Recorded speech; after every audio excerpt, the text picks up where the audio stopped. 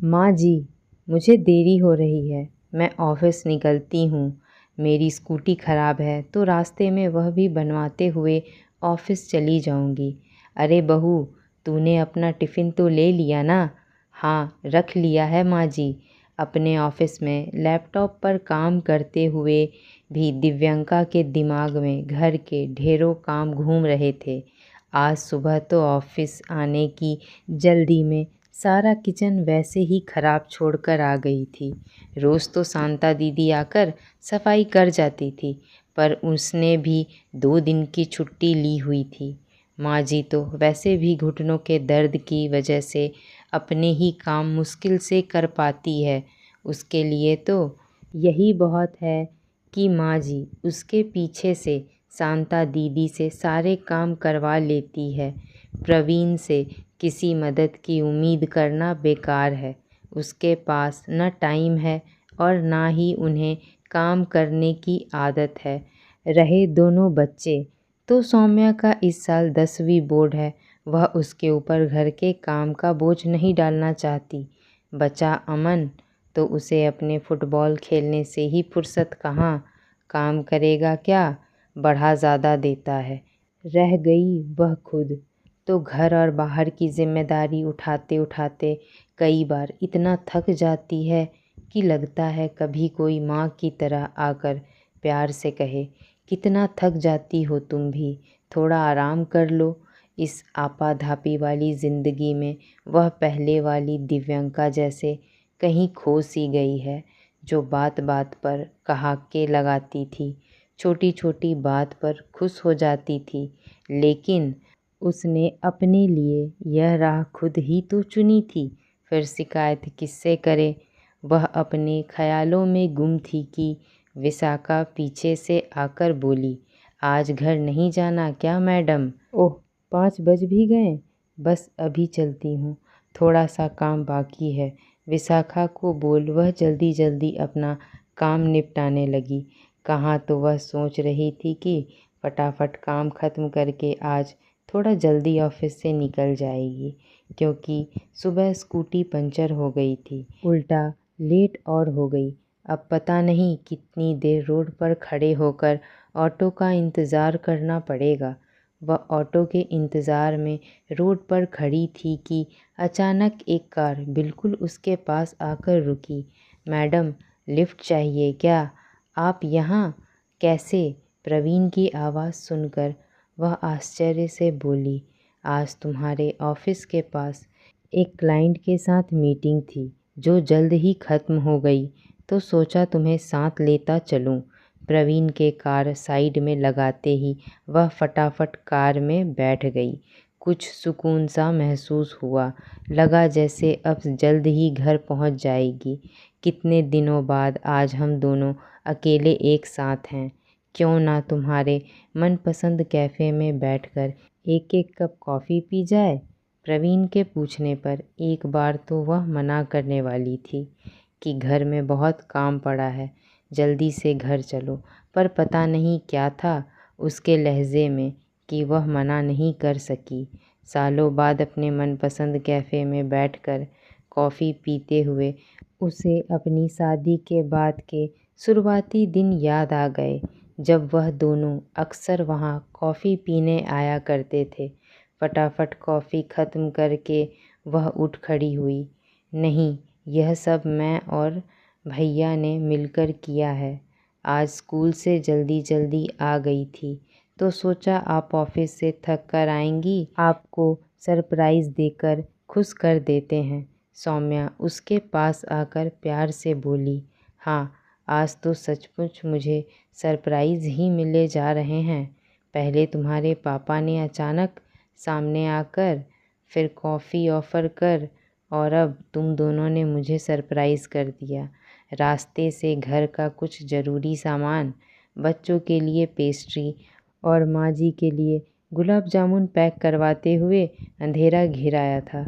दिव्यंका को लग रहा था कि जल्दी से घर पहुंचा जाए, जहां ढेरों काम मुंह खोले उसका इंतज़ार कर रहे होंगे। कार से उतरकर जैसे ही घर में घुसी, यह क्या, घर एकदम साफ सुथरा। बच्चों के कमरे में सभी चीज़ें अपनी जगह पर थी। किचन भी चमाचम नज़र आ रहा था। यह सब सफाई किसने की है?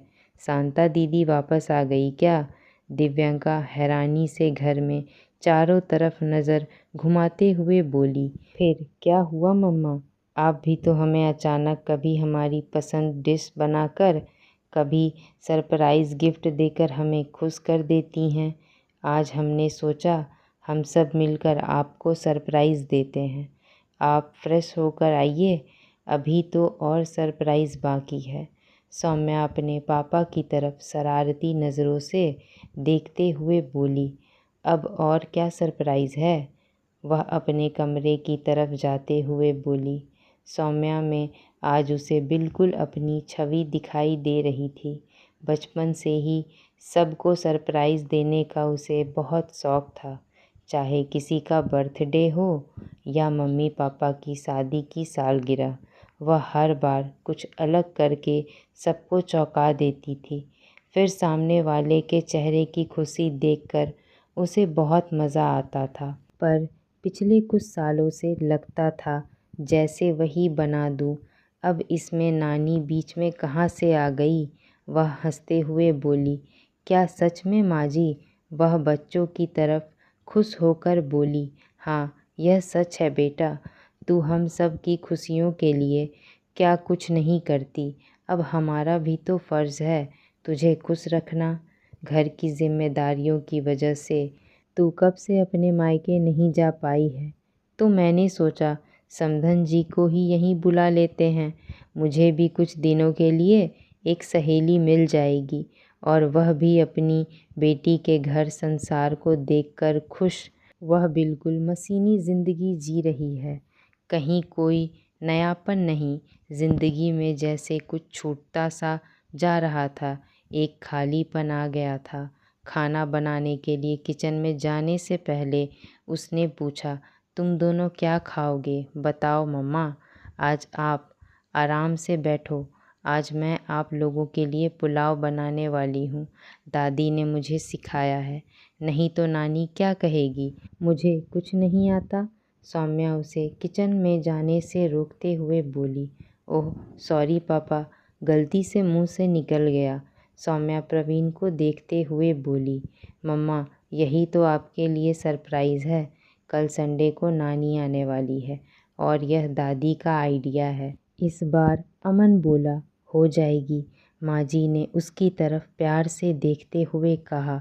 ओह, तो आप सब इसमें जो भी हो, सच बताऊं तो आज मैं बहुत खुश हूँ। मुझे इतना प्यार करने वाला परिवार मिला।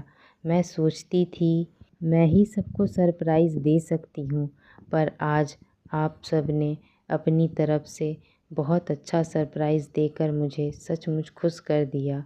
आज उसे लग रहा था खुशियाँ तो उसके चारों तरफ बिखरी पड़ी थी, बस उसका उन्हें देखने का नज़रिया बदल गया था। दोस्तों, ज़िंदगी में छोटी छोटी खुशियाँ हमारे लिए बहुत अहमियत रखती हैं, तो क्यों ना अपनी भाग दौड़ वाली ज़िंदगी से जब भी मौका मिले उसमें से कुछ पलों को चुरा लें, क्योंकि गुज़रा हुआ वक्त कभी वापस लौट कर नहीं आता। हम में से ज़्यादातर लोग अक्सर किसी बड़ी खुशी के इंतज़ार में ज़िंदगी की छोटी छोटी खुशियों को नज़रअंदाज करते रहते हैं। यह छोटे छोटे पल ही तो हैं जो हमारे जीवन को एक नई ऊर्जा से भर देते हैं। वैसे भी आजकल के भाग दौड़ वाली ज़िंदगी में लोगों के पास अपने खुद के परिवार के लिए वक्त निकालना मुश्किल होता जा रहा है और लोग छोटी छोटी खुशियों को अनुभव नहीं कर पाते, अपने बच्चों को अच्छी परवरिश नहीं दे पाते और ना उन्हें वह प्यार दे पाते हैं जिनकी उनके बच्चों को ज़रूरत होती है। पैसे कमाने की होड़ में न जाने लोगों की खुशियाँ और परिवार का साथ छूटता चला जाता है। इसीलिए हमें कोशिश कर अपने परिवार के लिए, अपने बच्चों के लिए थोड़ा वक्त निकालना चाहिए। दोस्तों, हमारी कहानी कैसी लगी हमें कमेंट में ज़रूर बताएं। ऐसी ही पारिवारिक कहानियों को सुनने के लिए हमारे चैनल को सब्सक्राइब करना ना भूलें। धन्यवाद।